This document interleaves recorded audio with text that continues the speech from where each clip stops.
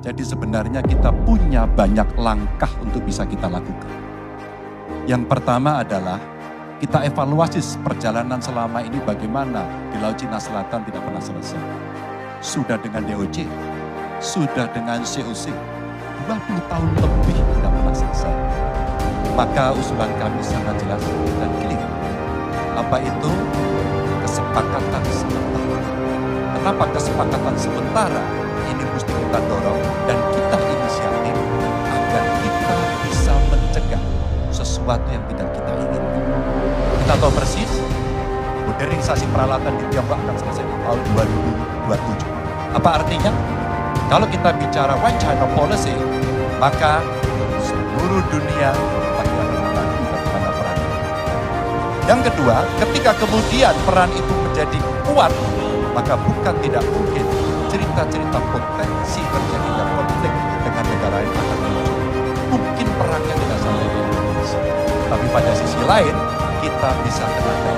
Yang berikutnya, bagaimana patroli bisa kita perkuat juga di wilayah Laut Cina Selatan.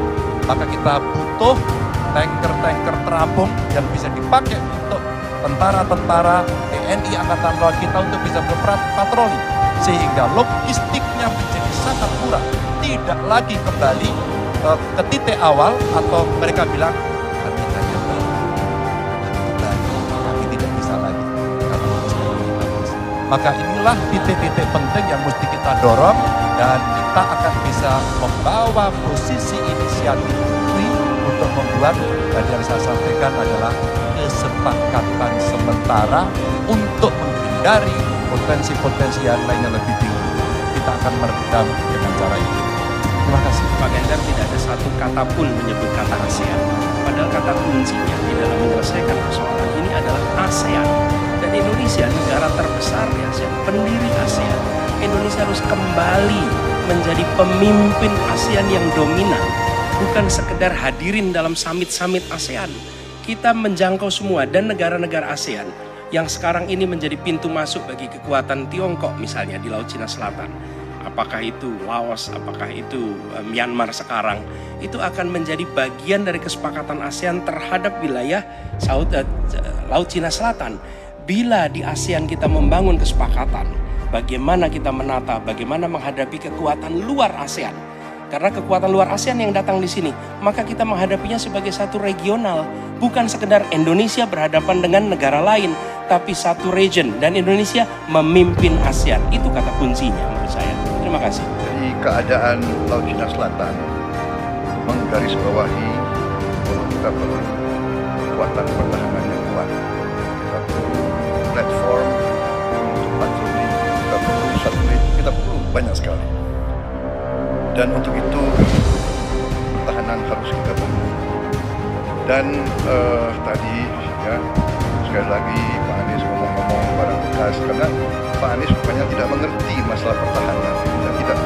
Saya bersedia Pak Anies mengundang Pak Anies di tempat yang Pak Anies suka, kita diskusi. Saya akan bawa data. Saya akan bawa data yang sebenar-benarnya ya. Jadi barang-barang bekas itu menurut saya menyesatkan rakyat.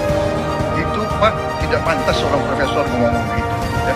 Karena dalam pertahanan hampir 50% alat-alat dimanapun adalah bekas, tapi usianya masih muda. Mas Anies saya tidak memberikan catatan ASEAN. Saya tahu persis pengambilan keputusan di ASEAN itu rumitnya minta ampun. Karena harus dengan konsensus. Maka kenapa banyak persoalan tidak selesai?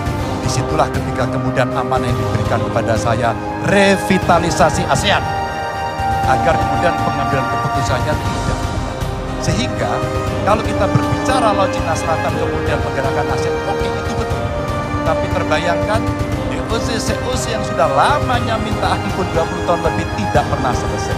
Maka pengambilan keputusannya, proses pengambilan keputusan di ASEAN itulah yang mesti juga kita review sehingga akan bisa lebih cepat. Yang berikutnya, saya sepakat alutsista angkatan laut yang ada di sekitar sana harus menjadi prioritas. Dan begitu saya jadi presiden, kita tunjukkan kedaulatan kita. Gas yang ada di Natuna Utara harus dieksploitasi oleh kita sendiri untuk menunjukkan power kita. Baik.